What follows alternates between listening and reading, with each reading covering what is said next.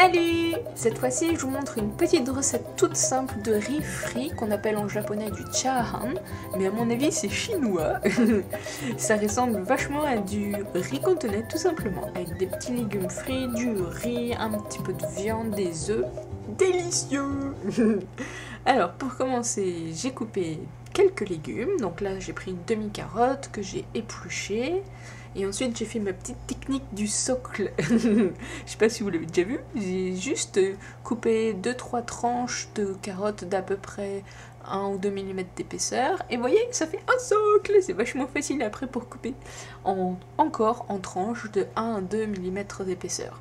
Ces tranches-là, je les ai coupées en petits carrés de 5 mm de côté à peu près. Vous voyez, ça donne ça. Et c'est fin, donc 2 mm, comme ça cuira facilement et rapidement tout à l'heure. Ensuite, un petit oignon que j'ai émincé assez grossièrement, d'à peu près la même taille que les morceaux de carottes, voilà, pour vous donner une meilleure idée. Comme ça, ça fait des petits légumes de tous les mêmes tailles, c'est super. Et puis en fin de compte, j'en ai coupé 2 des oignons, parce que c'était pas assez. Ensuite, la viande, ça ce sont des tranches de bacon, elles sont assez fines. Vous pouvez prendre des lardons, du jambon, ça vous de voir comme vous voulez. Et j'ai coupé en lanières de 5 mm aussi, comme ça c'est tout uniforme, c'est beau. Des œufs, alors là il y a 2 œufs que j'ai battus aussi assez grossièrement. En fait, c'est pour faire des œufs brouillés, donc il n'y a pas besoin de mélanger trop, c'est pas important. Donc voilà, comme ça, c'est parfait, pas besoin d'assaisonner. Un petit peu d'huile dans une poêle que j'ai fait chauffer, j'ai mis l'œuf battu, les œufs battus, et j'ai mélangé tout de suite. Là c'est important parce que ça donne de l'épaisseur. En fait c'est pour faire des œufs brouillés, vous savez comment on fait des œufs brouillés. Donc on mélange, ça donne un petit peu de volume, et vous pouvez cuire à votre goût, mais pas trop grillé parce qu'après, voilà, il faut garder un petit goût d'œuf. Pas d'œuf grillé. Comme ça c'est bien, voilà, stop. On met de côté et dans la même poêle on remet de l'huile, même pas besoin de laver, on s'en fout.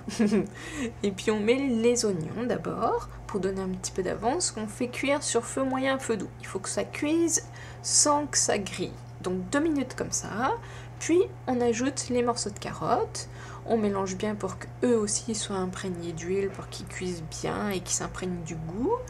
On mélange, voilà, et puis on va les faire cuire un petit peu plus longtemps, toujours sur feu moyen à feu doux, pour pas griller, en remuant de temps en temps. Voilà, moi je vérifie aussi, les oignons, oh ils sont bien, les carottes, et quand les carottes sont cuites, eh bien il n'y a plus qu'à rajouter du maïs en boîte que vous avez égoutté. Donc on mélange aussi pour que eux aussi soient bien recouverts d'huile, pour qu'ils s'imprègnent aussi du goût. Et voilà, il n'y a pas besoin de cuire, hein, le maïs c'est déjà cuit, donc c'est juste histoire de mélanger et de chauffer. Et là on fait un petit assaisonnement léger avec du sel et du poivre. Pas trop parce qu'on va rajouter de la sauce soja et de la sauce de poisson tout à l'heure, que c'est assez salé.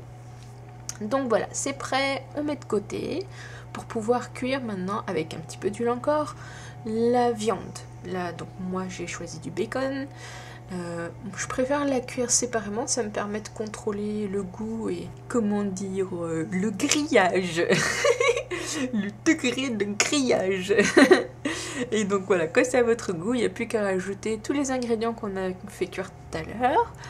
Les œufs puis les petits légumes, on mélange bien, et là l'assaisonnement, donc de la sauce soja, bien mélangée pour que ça s'imprègne un petit peu partout, et là c'est de la sauce de poisson thaïlandaise, oui peut-être vietnamienne aussi, il y en a, je sais pas.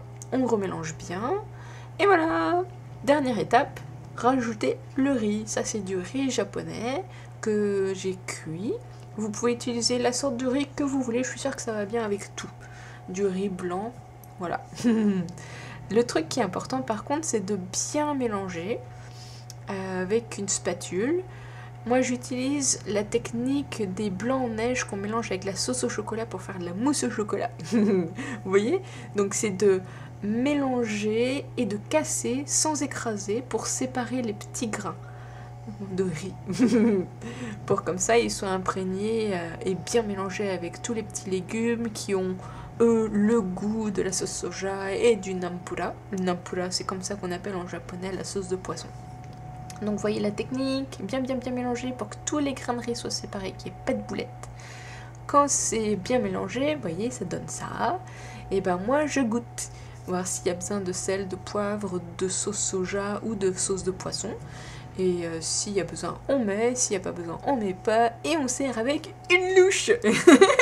C'est très sophistiqué comme technique, mais c'est pratique. Et voilà, ça vous donne ça, un bon petit plat de riz frit, avec des petits légumes. Vraiment, ça me fait penser au riz cantonais, mais comme je connais pas la recette du riz cantonais, je peux pas dire si c'est ça.